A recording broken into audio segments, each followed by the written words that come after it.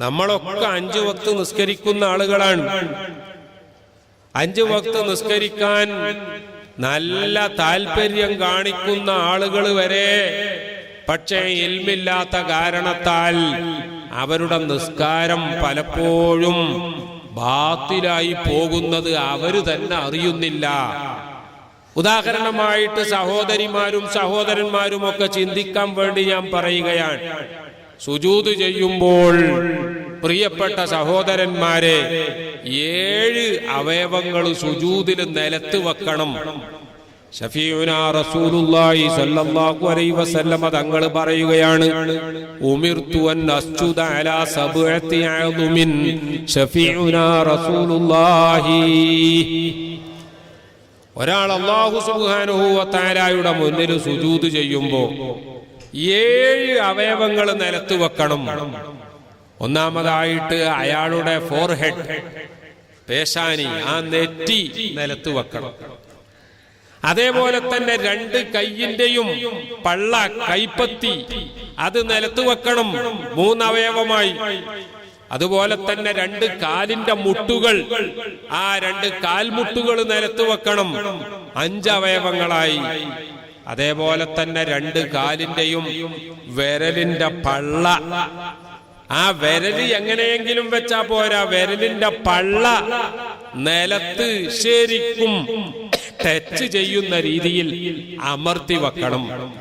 ഇങ്ങനെ 7 അവയവങ്ങള് പ്രിയപ്പെട്ട സഹോദരന്മാരെ സുജൂദ് ചെയ്യുന്ന ആള് നിലത്ത് വെക്കൽ നിർബന്ധമാണ്.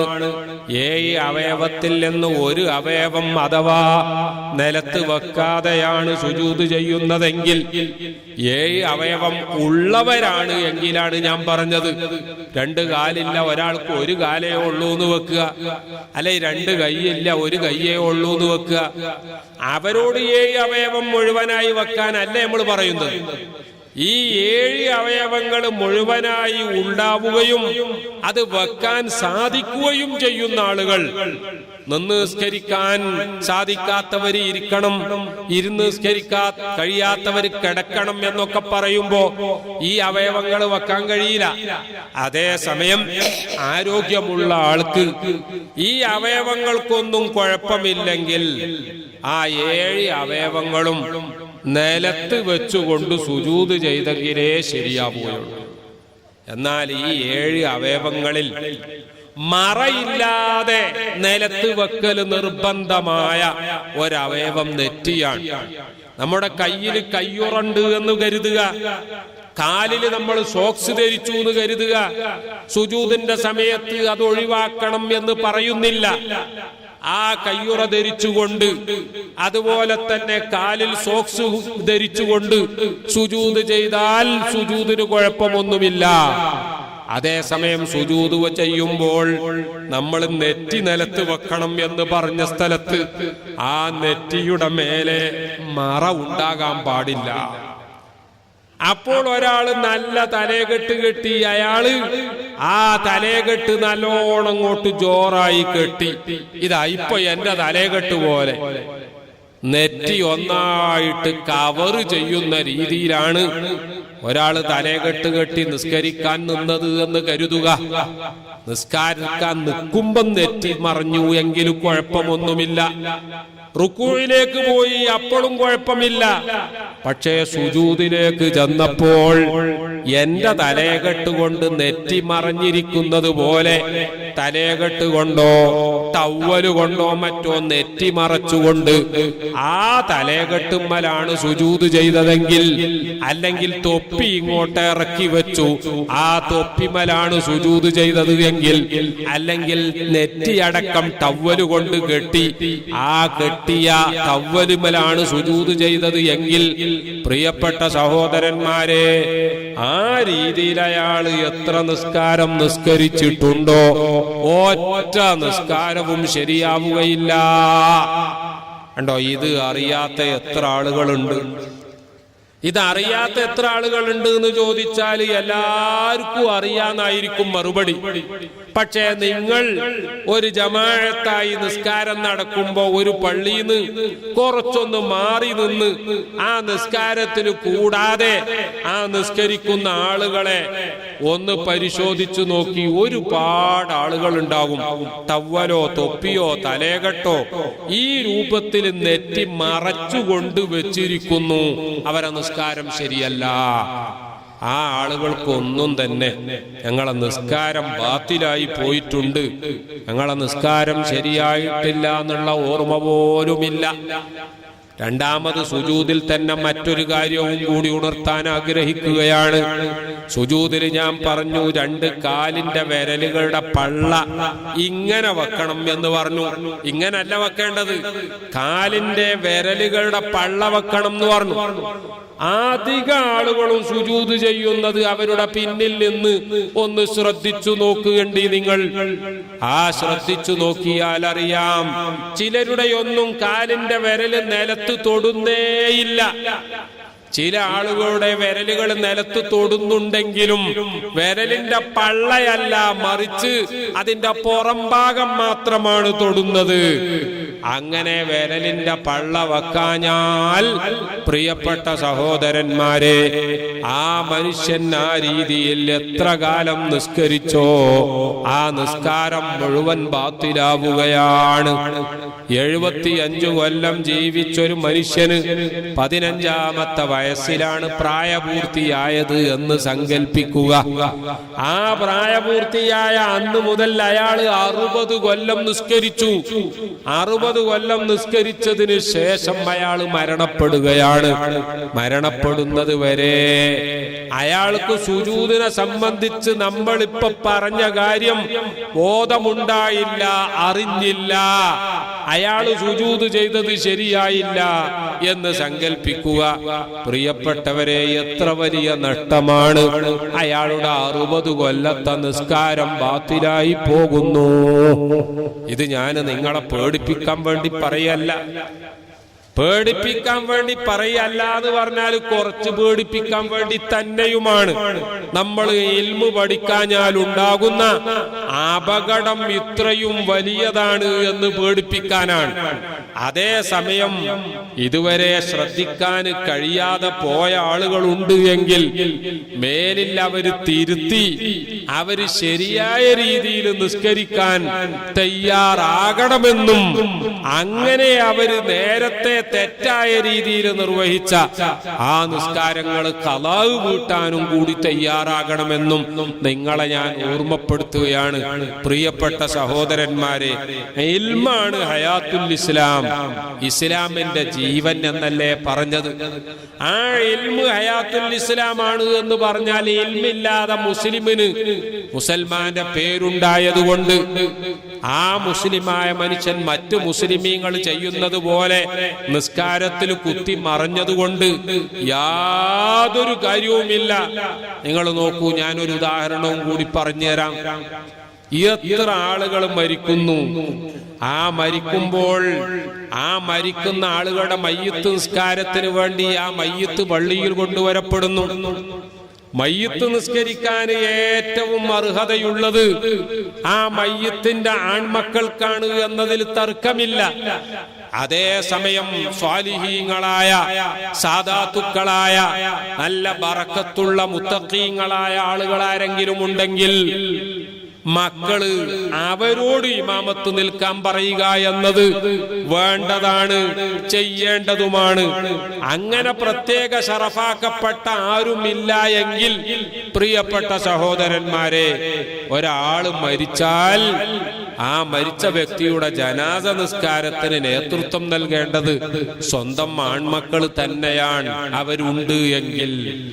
പക്ഷേ എത്ര മക്കൾക്ക് അറിയാം മയ്യിത്ത് നിസ്കാരം നിർവഹിക്കേണ്ടത് എങ്ങനെയാണ്, മയ്യിത്ത് നിസ്കാരത്തിന് എന്തൊക്കെയാണ് ഓതേണ്ടത് എന്നോ അല്ലെങ്കിൽ എന്തൊക്കെയാണ് ചെല്ലേണ്ടത് എന്നോ എങ്ങനെയാണ് ദുആ ചെയ്യേണ്ടത് എന്നോ മക്കൾക്ക് അറിയാതെ വരുമ്പോൾ ആ മക്കള് നിർബന്ധിതരായി മറ്റാരെയെങ്കിലും സ്വന്തം വാപ്പാക്ക് വേണ്ടി മയ്യിത്ത് നിസ്കാരത്തിന് ഇമാമത്ത് നിൽക്കാൻ ഏൽപ്പിക്കുകയാണ്. ശരിയാണ്, മക്കൾക്ക് നിസ്കരിക്കാൻ അറിയൂല എങ്കിൽ പിന്നെ അവര് ഇമാമത്ത് നിന്ന് നിസ്കാരം ബാത്തിലാക്കുകയല്ല വേണ്ടത്. അവര് പള്ളിയിലെ ഇമാമു ഈ മയ്യിത്ത് നിസ്കാരമൊക്കെ അറിയുന്ന ഇമാമിനെയോ ഖതീബിനെയോ വേറെ ഏതെങ്കിലും ആലിമീങ്ങളെയോ ഏൽപ്പിക്കുക തന്നെയാണ് വേണ്ടത്. അതേസമയം ആലോചിക്കേണ്ടത് സ്വന്തം ഉപ്പയുടെ മയ്യിത്താണ് മുന്നിൽ കിടക്കുന്നത്. സുബ്ഹാനല്ലാഹ്, ജീവിതകാലം മുഴുവൻ ഈ ഉപ്പ തന്റെ മകന് വേണ്ടി അങ്ങേയറ്റം കഷ്ടപ്പെട്ട ഉപ്പയാണ്. സ്വന്തം പട്ടിണി കിടന്നിട്ടും തന്റെ മകന് വിശപ്പൊരിക്കലും അനുഭവിക്കേണ്ട സാഹചര്യമുണ്ടാകരുത് എന്ന് നിർബന്ധമുണ്ടായതിനാൽ ആ ഉപ്പ ഉറങ്ങാതെ, ആ ഉപ്പ ആഹാരം കഴിക്കാതെ, ആ ഉപ്പ വിശ്രമിക്കാതെ വളരെയധികം പ്രയാസപ്പെട്ടുകൊണ്ടാണ് ഈ മകനെ വളർത്തിയത്. ആ മകൻ എന്ന് പറഞ്ഞാൽ ഉപ്പക്ക് അങ്ങേയറ്റത്തെ ജീവനായിരുന്നു. തന്റെ മകനൊന്നും സംഭവിക്കല്ലേ എന്ന് ഉപ്പ എപ്പോഴും ദുആ ചെയ്യുമായിരുന്നു. താൻ തന്റെ മകന് വേണ്ടി മരിക്കാൻ പോലും തയ്യാറായിരുന്നു. അങ്ങനത്തെ മകന് സ്വന്തം ജീവൻ വരെ കൊടുക്കാൻ തയ്യാറായ ഉപ്പയുടെ മയ്യിത്ത് മുന്നിൽ കൊണ്ടുവന്നിരിക്കുകയാണ്. ആ ഉപ്പക്ക് വേണ്ടി ഒന്ന് മനസ്സറിഞ്ഞുകൊണ്ട് അല്ലാഹുമ്മ ഗ്ഫിർ ലഹു വർഹംഹു വഅഫു അൻഹു, പടച്ചവനെ എന്റെ ഉപ്പയുടെ ദോഷം പുറത്തു കൊടുക്കണം, എന്റെ ഉപ്പയോട് നീ ദയവ് കാണിക്കണം, എന്റെ ഉപ്പയുടെ ഭാഗത്ത് നിന്ന് വല്ല വിവരക്കേടും ഉണ്ടായിട്ടുണ്ടെങ്കിൽ, വല്ല അബദ്ധങ്ങളും സംഭവിച്ചിട്ടുണ്ടെങ്കിൽ എന്റെ ഉപ്പക്ക് നീ മാപ്പ് നൽകണം. മാത്രമല്ല പടച്ചവനെ, എന്റെ ഉപ്പയുടെ ഖബർ നീ സ്വർഗത്തോപ്പാക്കി കൊടുക്കണം, എന്റെ ഉപ്പക്ക് സ്വർഗത്തിന്റെ കവാടം തുറന്നു കൊടുക്കണം. എന്റെ ഉപ്പക്ക് ദുനിയാവിൽ ഒരുപാട് കഷ്ടപ്പാടുകൾ സഹിക്കേണ്ടി വന്നിട്ടുണ്ട്. പടച്ചവനെ, ജീവിതത്തിൽ സുഖമെന്താണെന്നറിയാൻ പോലും അവസരമില്ലാതെ കഷ്ടപ്പെട്ട് ജീവിച്ച് മരണപ്പെട്ടു പോയ എന്റെ ഉപ്പയാണ് ഈ കിടക്കുന്നത്, അല്ലെങ്കിൽ എന്റെ ഉമ്മയാണ് ഈ കിടക്കുന്നത്. ആ ഉമ്മയുടെ ഖബർ നീ സ്വർഗത്തോപ്പാക്കി കൊടുക്കണം. ആ ഉപ്പയുടെ ദോഷം നീ കഴുകി ശുദ്ധമാക്കണം. ആ ഉപ്പയെയും ഞങ്ങളെയും ഒക്കെ സ്വർഗത്തിൽ ഒരുമിച്ച് കൂട്ടണം. ആ ഉമ്മയെയും മകനായ എന്നെയും നീ സ്വർഗത്തിൽ ഒരുമിച്ച് കൂട്ടണം. ഇത് ദുആ ചെയ്യാൻ പ്രിയപ്പെട്ട സഹോദരിമാരെ, പ്രിയപ്പെട്ട സഹോദരന്മാരെ, ഈ മയ്യിത്തിന്റെ മക്കളെക്കാൾ കൂടുതൽ ആത്മാർത്ഥത ലഭിക്കുക, ആത്മാർത്ഥത കിട്ടുക മറ്റ് ആർക്കാണ്? ഒരിക്കലും മറ്റൊരാൾക്കും. ഈ ഉമ്മക്ക് വേണ്ടി മകൻ ദുആ ചെയ്യും പോലെ, ഈ ഉപ്പാക്ക് വേണ്ടി സ്വന്തം മകൻ ദുആ ചെയ്യും പോലെ ആത്മാർത്ഥമായി ദുആ ചെയ്യാൻ ഒരിക്കലും സാധ്യമല്ല. അതുകൊണ്ട് തന്നെയാണ് നമ്മൾ പറയുന്നത്, ഈ മക്കള് കുറെ കാര്യങ്ങൾ പഠിച്ചിരിക്കണം. ഭൗതികമായ വിദ്യാഭ്യാസം വേണം, മതപരമായ വിദ്യാഭ്യാസം വേണം. ഇതിന്റെ ഒക്കെ അത്യാവശ്യം എങ്ങനെയാണ് എന്ന് നമ്മൾ ഓരോരുത്തരും മനസ്സിലാക്കണം. ഞാൻ വളരെ ചെറിയ അത്യാവശ്യമുള്ള 1-2 കാര്യങ്ങൾ നിങ്ങളെ ഉണർത്തുന്നു എന്ന് മാത്രം. പ്രിയപ്പെട്ടവരെ, നമ്മുടെ പള്ളിയിലെ ഉസ്താദ് ശരിയാണ്, നല്ല ആലിമാണ്. അദ്ദേഹം നല്ല ആത്മാർത്ഥമായി ദുആ ചെയ്യുന്ന ആളാണ്. അദ്ദേഹത്തിന് മയ്യിത്ത് നിസ്കാരത്തിന്റെയും അല്ലാത്ത നിസ്കാരങ്ങളുടെയും ബാക്കി വിഷയങ്ങളുടെയും ഒക്കെ മസ്അല നന്നായി അറിയുന്ന ആളാണ്. അങ്ങനെയൊക്കെയാണെങ്കിൽ പോലും ഒരു മകൻ ആവശ്യത്തിന് പഠിച്ച് സ്വന്തം ഉമ്മായുടെ അല്ലെങ്കിൽ സ്വന്തം ഉപ്പായുടെ മയ്യിത്ത് നിസ്കാരത്തിന് നേതൃത്വം നൽകി ആ ഉപ്പാക്കും ഉമ്മാക്കും ഒക്കെ കരളുരുകി മനസ്സുരുകി അല്ലാഹുമ്മ ഗ്ഫിർ ലഹാ വർഹംഹാ വഅഫു അന്നാ, അല്ലെങ്കിൽ അല്ലാഹുമ്മ ഗ്ഫിർ ലഹു വർഹംഹു വഅഫു അന്നു എന്ന് ദുആ ചെയ്യുമ്പോഴുള്ള അത്രയും ആത്മാർത്ഥത മറ്റുള്ളവർ ഇമാമത്ത് നിന്നാൽ കിട്ടുമോ? ഇത് നിങ്ങൾ ആലോചിച്ചാൽ മതി. എന്തേ മക്കളെ കൊണ്ട് അതിന് സാധിക്കാതെ വന്നത് എന്ന് ചോദിച്ചാൽ ഇൽമു ഇല്ല എന്നതുകൊണ്ട് തന്നെയാണ്. അതുകൊണ്ടാണ് പ്രിയപ്പെട്ട സഹോദരന്മാരെ ഞാൻ പറയുന്നത്, നമ്മുടെ മക്കൾക്ക് നന്നായി ഇൽമു പഠിക്കും. ഇൽമു പല രീതിയിലുള്ള ഇൽമുണ്ട്. നമ്മൾ നിർബന്ധമായും പ്രവർത്തിക്കേണ്ട ഇബാദത്തുകളെ സംബന്ധിച്ചുള്ള ഇൽമ്, നമ്മൾ 5 വക്ത് നിസ്കാരം നിർവഹിക്കാൻ ഓരോരുത്തരും ബാധ്യസ്ഥരാണ്. അത് എഴുന്നേറ്റ് നിൽക്കാൻ കഴിയാത്ത അത്രയും കലശലായ രോഗമാണ്.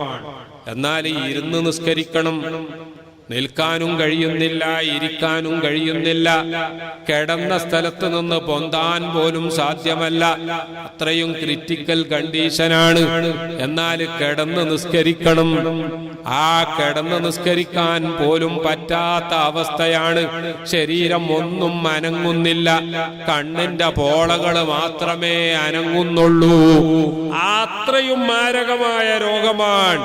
എന്നാൽ എന്താ നമ്മൾ പഠിച്ചത്? ശരീരം കൊണ്ട്, കൈ കൊണ്ട് അനക്കമില്ല, കാലിന് അനക്കമില്ല, ശരീരത്തിന്റെ ഒരു ഭാഗവും അനങ്ങുന്നില്ല, കണ്ണിന്റെ പോള മാത്രമേ അനങ്ങുന്നുള്ളൂ. എന്നാൽ മുഅ്മിനീങ്ങളെ, ആ കണ്ണിന്റെ പോള കൊണ്ട് ഇശാറത്താക്കി 5 വക്ത് നിസ്കാരം ഖളാ ആകാതെ നിർവഹിക്കണം. ഇതാണ് ബഹുമാനപ്പെട്ട ദീനുൽ ഇസ്ലാം നമ്മളെ പഠിപ്പിക്കുന്നത്. ഇടയ്ക്ക് ഞാൻ എന്റെ സഹോദരിമാരോട്, സഹോദരന്മാരോട്, ചെറുപ്പക്കാരോട്, ഉമ്മമാരോട്, പങ്ങന്മാരോട് ഉണർത്താൻ ആഗ്രഹിക്കുകയാണ്. പ്രിയപ്പെട്ടവരെ, 5 വക്ത് നിസ്കാരം ഖളാ ആകാതെ നിസ്കരിക്കണം എന്ന ഒരു വാശി നിർബന്ധമായിട്ടും നമുക്കുണ്ടാകണം. നിസ്കരിക്കാൻ നമ്മൾ ഉദാസീനത കാണിക്കുകയാണെങ്കിൽ, നിസ്കാരത്തിന്റെ കാര്യത്തിൽ നമുക്ക് ശ്രദ്ധ കുറവാണ് എങ്കിൽ അതിനർത്ഥം ഈ ദീനിനെ സംബന്ധിച്ച് നമുക്ക് യാതൊരു വിലയുമില്ല എന്നതാണ്. അല്ലാഹു തആല കാത്തുരക്ഷിക്കുമാറാവട്ടെ. ശരീരത്തിന്റെ കയ്യോ കാലോ അനങ്ങുന്നില്ല, കണ്ണിന്റെ പോളയും അനങ്ങുന്നില്ല, ഉള്ളിൽ ഓർമ്മയുണ്ട് എന്നല്ലാതെ പുറത്തേക്ക് ജീവിച്ചിരിക്കുന്ന ഒരടയാളവും ഇല്ലാത്തൊരവസ്ഥയിലാണ് ഒരു മുഅ്മിനായ മനുഷ്യനെങ്കിൽ നിങ്ങൾ ആലോചിക്കണം. കൈ അനക്കാൻ പറ്റുന്നില്ല, കാല് അനക്കാൻ പറ്റുന്നില്ല, എന്തിനധികം പറയണം, കണ്ണിന്റെ പോള പോലും അനങ്ങുന്നില്ല, ഉള്ളിലേക്ക് ഓർമ്മയുണ്ട്.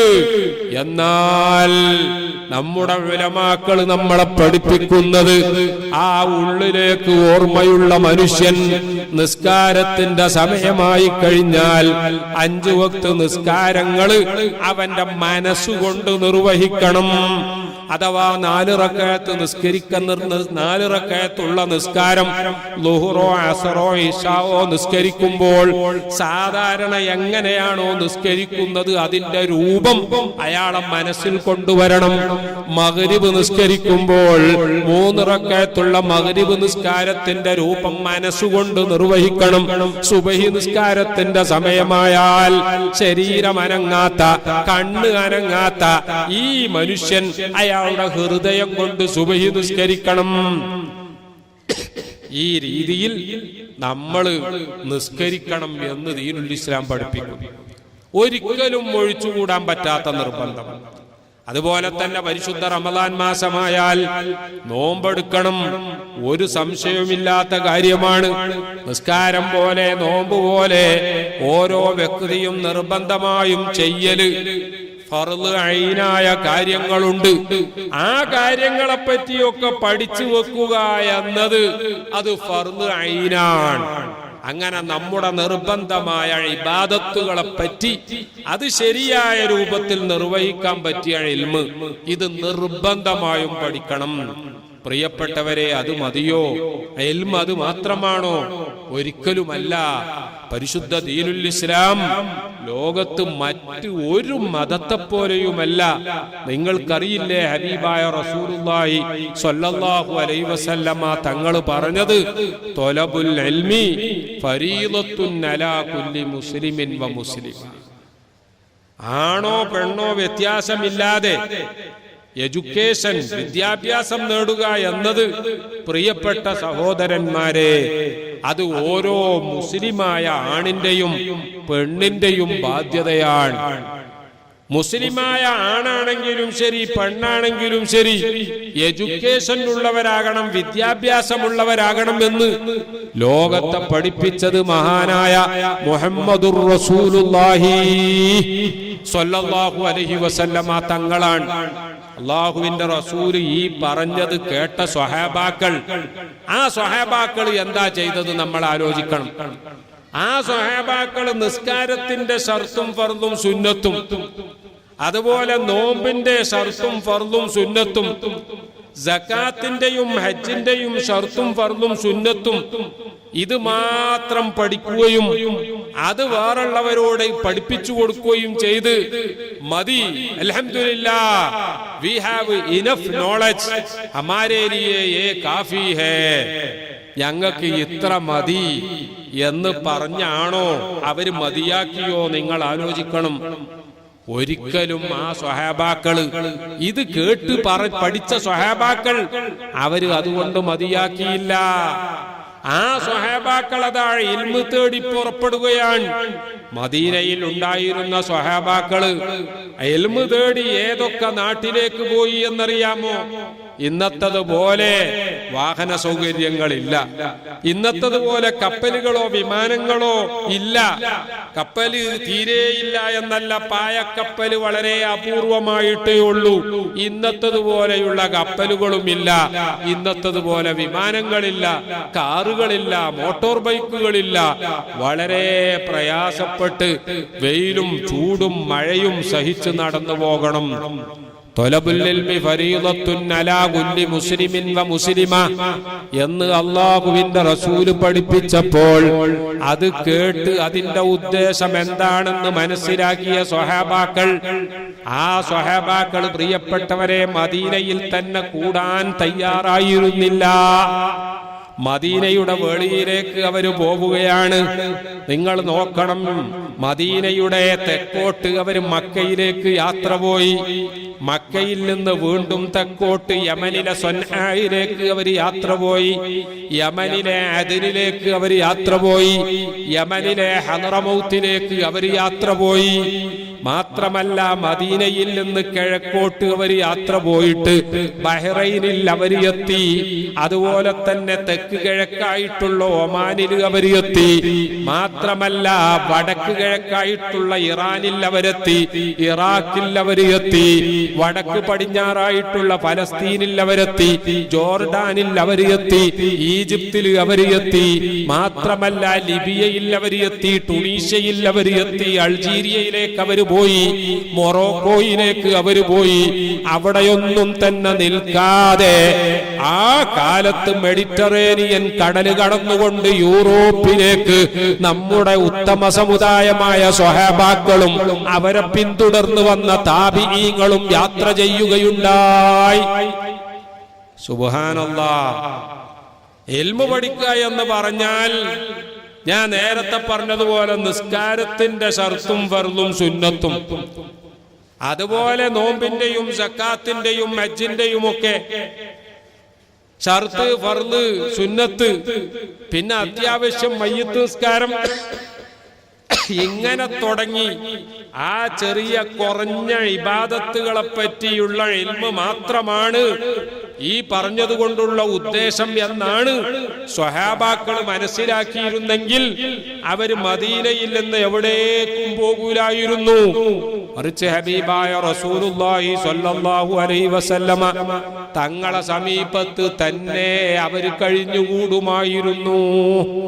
പക്ഷേ ഇൽമു പഠിക്കാനും ഇൽമു പഠിപ്പിക്കാനും വേണ്ടി യമനിലേക്ക്, ഒമാനിലേക്ക്, ബഹ്റൈനിലേക്ക്, ഇറാഖിലേക്ക്, ജോർഡാനിലേക്ക്, ഫലസ്തീനിലേക്ക്, ബൈത്തുൽ മുഖദ്ദസിലേക്ക്, ഈജിപ്തിലേക്ക്, ലിബിയയിലേക്ക്, ടുണീഷ്യയിലേക്ക്, അൾജീരിയയിലേക്ക്, മൊറോക്കോയിലേക്ക്, അവിടെ നിന്നപ്പുറം അവര് ചെങ്കടൽ കടന്നുകൊണ്ട്, അതുപോലെ മെഡിറ്ററേനിയൻ കടൽ കടന്നുകൊണ്ട് അവര് ആഫ്രിക്കയിലേക്കും യൂറോപ്പിലേക്കുമൊക്കെ പോയി. പ്രിയപ്പെട്ടവരെ, എന്താ കാരണമെന്നറിയാമോ?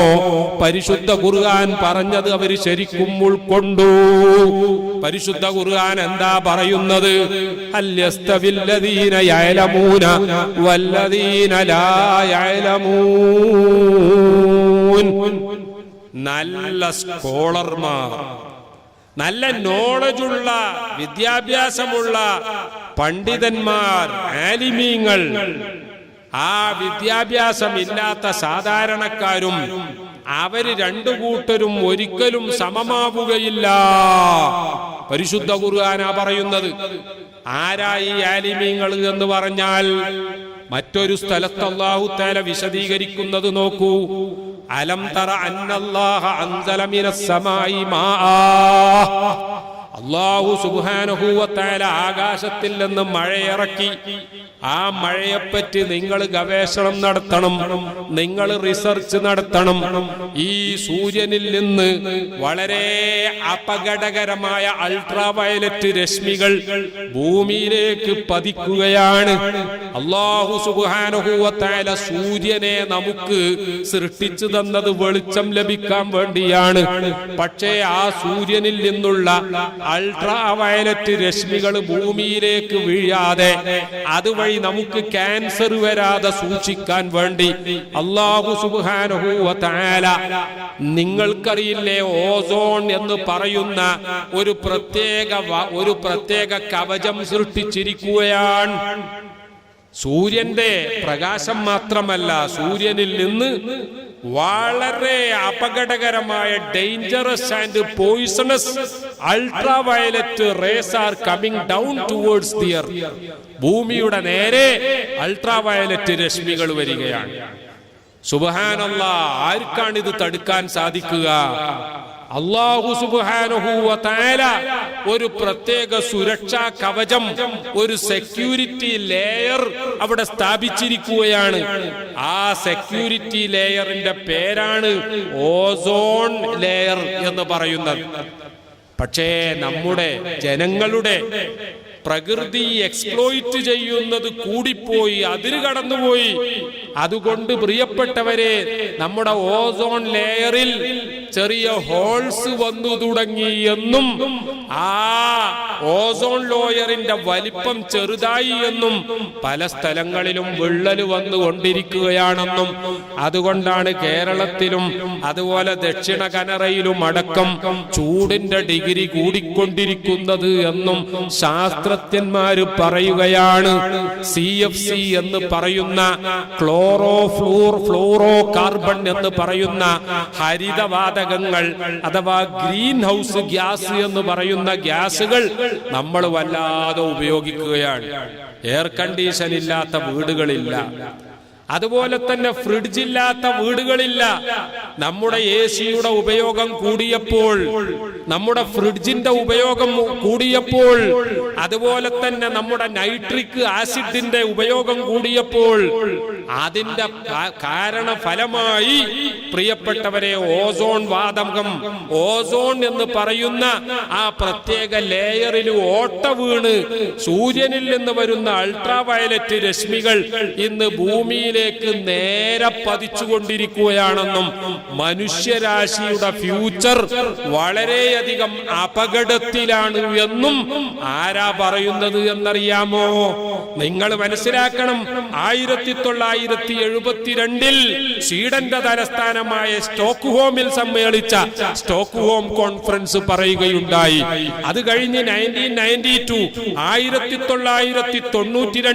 ബ്രസീലിലെ റിയോ ഡി ജനീറോയിൽ നടന്ന എർത്ത് സമ്മിറ്റ് ലോകത്തോട് കരഞ്ഞു പറയുകയുണ്ടായി, ജനങ്ങളെ, ഞങ്ങളുടെ കരച്ചിൽ നിങ്ങൾ കേൾക്കണം.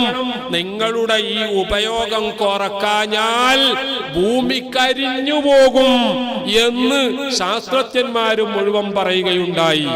അല്ലാഹു സുബ്ഹാനഹു വ തആല പറയുകയാണ്, അലം തറ അന്നാ അൻസൽനാ. നിങ്ങൾ ചിന്തിക്കണം, നമ്മൾ ആകാശത്തിൽ നിന്ന് വെള്ളം ഇറക്കി തന്നു. ഫഅഖ്റജ്നാ ബിഹി സമറാത്തിൻ മുഖ്തലിഫൻ അൽവാനുഹാ വമിനൽ ജിബാലി അലം തറ അന്നാ അൻസൽനാ മിനസ് സമായി. ആകാശത്തിൽ നിന്ന് നമ്മൾ മഴയിറക്കി, വെള്ളം ഇറക്കി. വഅഖ്റജ്നാ ബിഹി സമറാത്തിൻ മുഖ്തലിഫൻ അൽവാനുഹാ. എന്നിട്ട് നമ്മൾ എന്തൊക്കെയോ പഴങ്ങള് കൃഷികള് ആവശ്യമുള്ള എല്ലാം നമ്മൾ നിങ്ങൾക്കുണ്ടാക്കി തന്നു. മാത്രമല്ല ആ മലകളുടെ കൂട്ടത്തിൽ നിന്ന് ജുദദുൻ ബീദുൻ വഹുംറുൻ മുഖ്തലിഫുൻ അൽവാനുഹാ വഗറാബീബു സൂദ്, പ്രകൃതിയിലെ വൈവിധ്യങ്ങളെ നമ്മൾ ഈ മഴ കാരണമാക്കി ഉണ്ടാക്കി തന്നു. ഇതിനെ സംബന്ധിച്ചൊക്കെ നിങ്ങൾ ചിന്തിക്കണം. അതിനും പുറമെ പിന്നെയും അല്ലാഹു തആല പറയുന്നു, വമിനൻ നാസി വദ്ദവാബി വൽ അൻആമി മുഖ്തലിഫുൻ അൽവാനു, മനുഷ്യന്മാർ ഏതെല്ലാം തരക്കാർ, വെള്ള നിറത്തിലുള്ള കുറെ മനുഷ്യന്മാർ, അതേസമയം കറുത്ത വർഗത്തിലുള്ള കുറെ മനുഷ്യന്മാർ, വേറെ കുറെ ആളുകളുടെ നിറം എന്താണ് എന്ന് നമുക്ക് പറയാൻ പറ്റാത്ത അവസ്ഥ. അമേരിക്കക്കാരന്റെ ശാരീരിക പ്രകൃതി ഒരു രൂപം, ചൈനക്കാരൻ്റെത് മറ്റൊരു രൂപം, ഇന്ത്യക്കാരൻ്റെത് വേറൊരു രൂപം. ഇനി ഒരു ഇന്ത്യയിൽ തന്നെ ഓരോ സ്റ്റേറ്റുകാര് പല രൂപത്തിൽ, അതുപോലെ അവരുടെ ഭാഷാ വ്യത്യാസം. ഇത്തരം കാര്യങ്ങളെ പറ്റിയൊക്കെ നിങ്ങൾ ഗവേഷണം നടത്തണം. ഭൂമിയെപ്പറ്റി ഗവേഷണം നടത്തണം, ആകാശത്തെ പറ്റി റിസർച്ച് നടത്തണം, മഴയെപ്പറ്റി റിസർച്ച് നടത്തണം, ഇടിമിന്നലിനെ സംബന്ധിച്ച് നിങ്ങൾ റിസർച്ച് നടത്തണം. അതുപോലെ തന്നെ മലകളെ സംബന്ധിച്ച്, നദികളെ സംബന്ധിച്ച്, പുഴകളെ സംബന്ധിച്ച്, കടലുകളെ സംബന്ധിച്ച്, മരങ്ങളെ സംബന്ധിച്ച്, മേഘങ്ങളെ സംബന്ധിച്ച്, ഈ പ്രപഞ്ചത്തെ പറ്റി മുഴുവനും നിങ്ങൾ നന്നായി പഠിക്കണം എന്ന് പറഞ്ഞുകൊണ്ട് പരിശുദ്ധ ഖുർആൻ ആ ആയത്തിന്റെ ബാക്കിയിൽ പറയുന്നു, കദാലിക ഇന്നമാ യഖ്ശല്ലാഹ മിൻ ഇബാദിഹിൽ ഉലമാ. യഥാർത്ഥത്തിൽ അല്ലാഹു സുബ്ഹാനഹു വ തആലയെ അനുസരിക്കാനും ആ അല്ലാഹു തആലയെ അനുസരിക്കാഞ്ഞാൽ അപകടമാണ് എന്ന പേടിയുണ്ടാകാനും സാധിക്കുക അൽ ഉലമാഇന് ആണ്. പ്രിയപ്പെട്ടവരെ, ഞാനിവിടെ ഊന്നിപ്പറയാൻ ആഗ്രഹിക്കുന്ന കാര്യം, ഇന്നമാ യഖ്ശല്ലാഹ മിൻ ഇബാദിഹിൽ ഉലമാ, ആലിമീങ്ങൾക്ക് അല്ലാഹു തആലാനെ ഭയപ്പെടാൻ കഴിയുള്ളൂ എന്ന് പറഞ്ഞു. ആരാണ് ആ ആലിമീങ്ങൾ എന്നാണ് ഞാൻ ഓതി വെച്ച ആയത്തിൽ അഥവാ സൂറത്തുൽ ഫാത്തിറിലൂടെ അല്ലാഹു സുബ്ഹാനഹു വ തആല പറയുന്നത്. അഥവാ ഈ മഴയെപ്പറ്റിയും മേഘത്തെപ്പറ്റിയും പുഴകളെപ്പറ്റിയും കടലിനെപ്പറ്റിയും ഈ പ്രപഞ്ചത്തിലെ വൈവിധ്യങ്ങളെപ്പറ്റി, നക്ഷത്രങ്ങളെപ്പറ്റി, ഗ്രഹങ്ങളെപ്പറ്റി, ഉപഗ്രഹങ്ങളെപ്പറ്റി, സ്റ്റാറുകളെയും സാറ്റലൈറ്റുകളെയും പ്ലാനറ്റുകളെയും അതുപോലെ നമ്മുടെ മിൽക്കി വേയെയും അങ്ങനെ തുടങ്ങിയുള്ള പ്രപഞ്ച പ്രതിഭാസങ്ങളെ മുഴുവൻ ശരിക്കും മനസ്സിലാക്കിയ ആൾക്കേ അല്ലാഹു സുബ്ഹാനഹു വ തആലയെ ഭയപ്പെടാനും ശരിയായ രീതിയിൽ മനസ്സിലാക്കാനും സാധിക്കുകയുള്ളൂ എന്ന് പരിശുദ്ധ ഖുർആൻ പറഞ്ഞതിന്റെ അടിസ്ഥാനത്തിലാണ് ഞാൻ നേരത്തെ പറഞ്ഞതുപോലെ അല്ലാഹുവിന്റെ റസൂലിന്റെ റൗള ശരീഫ് മദീനയിലാണ്.